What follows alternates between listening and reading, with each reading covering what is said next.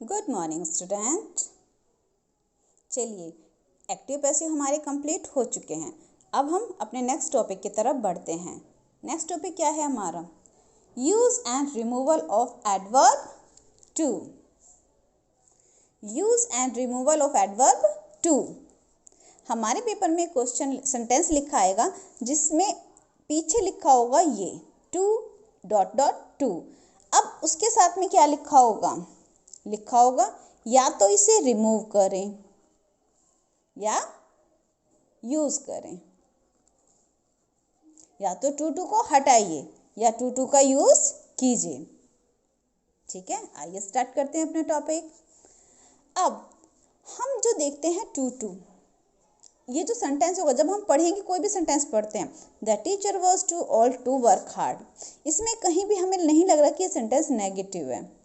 But जो too होता है वो हमेशा सेमी नेगेटिव सेंटेंसेस है, नेगेटिव इसके अंदर होता है। ठीक है, अगर मैं इसी की सेंटेंस की बात करूँ, the teacher was too old to work hard, teacher इतने बूढ़े थे कि चल नहीं सकते थे या कठिन मेहनत नहीं कर सकते थे। वर्क हार्ड है, कठिन मेहनत नहीं कर सकते। ये बात समझ में आई? तो अब इसको हमें यहाँ पर टू मिला है, और अगर ये वाला सेंटेंस हमें मिलेगा तो इसमें लिखा होगा रिमूव टू। रिमूव टू, हम टू को हटाएं। कैसे हटा दें? सीधा हटा दें? नहीं, तो उसका मीनिंग चेंज हो जाएगा। हमें इस सेंटेंस के मीनिंग को भी चेंज नहीं करना है और इस टू को भी हटाना है। चलो देखते हैं कैसे हटेगा। पहला, टू को हटा के हमें सो लगाना है। टू को हटा के हमें सो लगाना है, लेकिन अगर कहीं पर हमें सो दिया है तो यूज करने के लिए हम टू लगाएंगे। ठीक, ऑब्जेक्ट के बाद दैट लगाना है। ऑब्जेक्ट के बाद दैट लगाना है। तुम सीधा करके देखते हैं इसी को। द टीचर वॉज, हमें बताया अभी टू को हटा दो, सो लगा दो। चलो मैंने लगा दिया। सो के बाद ऑब्जेक्ट, टू के बाद जो वर्ड होता है वो हमेशा ऑब्जेक्ट होता है। ठीक, तो ये ज़्यादा सोचने की जरूरत नहीं है ऑब्जेक्ट क्या है, वर्क हार्ड है, नहीं, टू के बाद जो वर्ड आया वो हमारा ऑब्जेक्ट है। तो ओल्ड ऑब्जेक्ट आ गया, उसके बाद हमें दैट लगाना है। सेकंड पॉइंट यहाँ तक हमारा क्लियर हो गया कि ऑब्जेक्ट के बाद दैट, तो सो ऑल दैट। दैट के बाद subject plus can not. That के बाद सब्जेक्ट प्लस कैन नॉट, लेकिन भाई सब्जेक्ट तो यहाँ कुछ है ही नहीं, तो हम क्या करेंगे? ये जो टीचर है दैट ही, अब यहाँ पर लिखा है कैन नॉट, बट मैं लगा रही हूँ कुड नॉट। ही क्यों लगाया? टीचर, जो हमारा सब्जेक्ट आगे है, ठीक है, उसी को ही हमें लगाना है। मैंने ही लगाया है, टीचर मेल या फीमेल दोनों हो सकता है, तो आप शी भी लगा देंगे तो गलत नहीं होगा। अब बात करते, आपने तो बता दिया कैन नॉट, मैंने लगाया कुड नॉट। अगर सेंटेंस पास्ट में है तो कुड नॉट लगेगा। अगर सेंटेंस पास्ट में है तो कुड नॉट। अब प्रेजेंट और पास्ट का हमें कैसे पता चलेगा? यहाँ से, अगर यहाँ पर वर्ब की फर्स्ट फॉर्म के साथ SCIS है, इज एम आर है, हैज हैव है, तो वो हमारे प्रेजेंट हो जाएंगे। अब यहाँ पर वाज है, वाज क्या है हमारा? पास्ट। वाज क्या है? पास्ट। अगर पास्ट है तो यहाँ पर क्या आ जाएगा? Could not. Could not work hard. Clear? तो इस टू की अगर हम बात कर लें तो इसे हटा के हमने ये सब लगाया है यहाँ तक, बाकी तो सेम ही लिख दिया ये वाला। ठीक, अब जब टू है, that plus subject plus can या कुड नॉट लगाएंगे। अब बात करते हैं इस सब्जेक्ट की। कुछ सेंटेंसेस में आपको बीच में for me, for us, for them, ठीक है, ये लिखा मिलेगा। अगर आपको फॉर मी लिखा मिले तो उसे आई में चेंज कर देंगे एज अ सब्जेक्ट। सब्जेक्ट बनाने के लिए फॉर मी को आई, फॉर अस को वी और फॉर देम को दे। क्लियर हुआ? चलो इसे एक टेंस में समझते हैं। This tree is too high for me to climb. For me ये वाला था, आ गया। टू आया है, ये हमें हटाना है, तो कैसे हटाएंगे देखेंगे। दिस ट्री, कुछ चेंज नहीं करना। इज, इस इज से हमें क्या पता चल गया, टेंस कौन सा है हमारा, प्रेजेंट।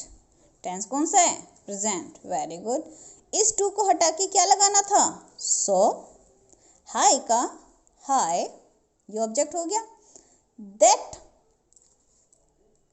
ऑब्जेक्ट के बाद क्या लगाना है तुरंत, दैट। फॉर मी को किस में बदलना है भाई, आई। फॉर मी को किस में बदलेंगे, आई। इज में है तो कैन नॉट क्लाइंब। किसी बच्चे को इसमें डाउट है, नहीं, फिर भी एक बार दोबारा देख लेंगे। This tree is too high for me to climb, तो क्या बना, दिस ट्री इज, कुछ चेंज नहीं इसमें, सेम। बस इस टू को चेंज करके हमने सो लिखा। हाई, हाई के बाद तुरंत दैट लगाएंगे। फॉर मी का आई, कैन नॉट, इस टू को हटाएंगे, कैन नॉट। क्लाइंब का climb, this tree is too high for me to climb, पेड़ इतना ऊंचा है मेरे लिए कि मैं चढ़ नहीं सकता। This tree is so high, पेड़ बहुत ऊंचा है, दैट कि आई कैन नॉट क्लाइंब, मैं चढ़ नहीं सकता। तो हमने सेंटेंस में कुछ वर्ड बेसिक चेंज किए हैं, बट मीनिंग चेंज नहीं हुआ है, मीनिंग सेम ही है। अब इस टॉपिक में आपको कुछ सेंटेंसेस ऐसे मिलेंगे जिसमें केवल टू लिखा होगा, जैसे कि the night is too cold, तो इसमें क्या करें, बस सो लगा के छोड़ दें, नहीं, इसमें ऐसा नहीं करना है, क्योंकि इसमें आगे दूसरा टू तो है ही नहीं। ठीक है, तो कुछ बच्चे ऐसे करेंगे कि इस टू को हटाया, मैडम ने बताया सो लगा दो, तो the night is so cold, तो वो क्या हो जाएगा, गलत। इसमें क्या करना है, जब भी ऐसा सेंटेंस हो तो beyond the proper limit, beyond the proper limit या फिर एक्सट्रीमली लगाएंगे। ठीक है, चलो मैं यूज करके बताती हूँ आप सभी को। The night is cold, night बहुत कोल्ड है, कितनी कोल्ड है, बियॉन्ड द प्रॉपर लिमिट।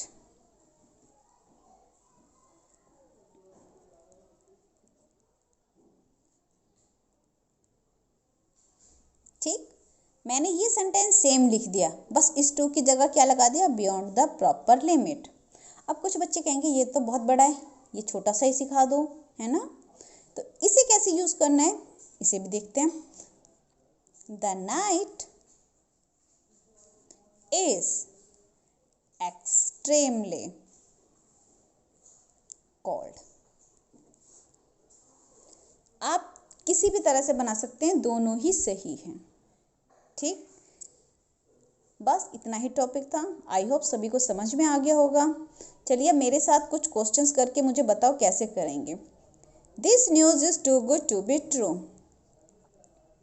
तो दिस का दिस, न्यूज़ का न्यूज़, इज, इससे मुझे पता चल गया टेंस कौन सा है भाई, प्रेजेंट। टू को हटाएंगे सो, गुड का गुड, गुड के बाद क्या लगाना था, that. Can not, true, can not be true. क्या ये सेंटेंस सही है, नहीं, ये सेंटेंस सही नहीं है, क्योंकि दैट और कैन नॉट के बीच में क्या आना था, सब्जेक्ट, वो तो लगाया ही नहीं। अब कहेंगे यहाँ तो फॉर मी भी नहीं है और यहाँ ही शी भी नहीं है, तो क्या करें, दिस न्यूज़, न्यूज़ अपने आप में इट होता है।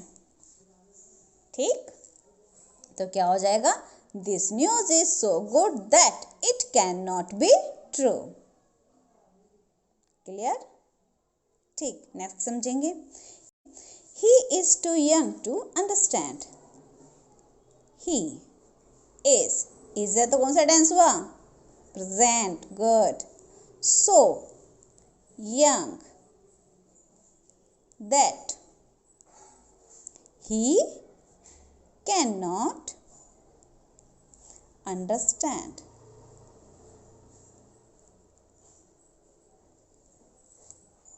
सबको हो गया। अभी तक तो हमने जितने भी सेंटेंस किए उसमें टू आया, इसको हमें रिमूव करना था। मान लीजिए पेपर में आ जाए कि यूज़ करो, टू का यूज़ करो। तो कैसे करेंगे, एक सेंटेंस के साथ देख लेंगे। आई एम में सेंटेंस कौन सा है, प्रेजेंट। सो की जगह क्या लगाना है, टू। सो की जगह टू। टायर्ड का tired. That I can not, इसको छोड़ देंगे, यहाँ क्या लगा देंगे, टू। यहाँ पर भी आई है, यहाँ भी आई है। अगर यहाँ कुछ और होता और यहाँ आई होता तो मैं यहाँ फॉर मी लगाती, ठीक। लेकिन यहाँ दोनों में आई है, तो I am too tired to keep a walk. मैं इतना थक गई कि मैं चल नहीं सकती। ठीक है, क्लियर हो गया। अब सभी बच्चे इसका होमवर्क नोट कर लें, छोटा सा टॉपिक है और आपके 2 नंबर पक्के। सभी बच्चे इसका स्क्रीनशॉट ले ले, 5 ही क्वेश्चन है, छोटा सा टॉपिक है। मैं नहीं चाहती कि किसी भी बच्चे के इस बार नंबर कम आए। Okay, bye, have a good day.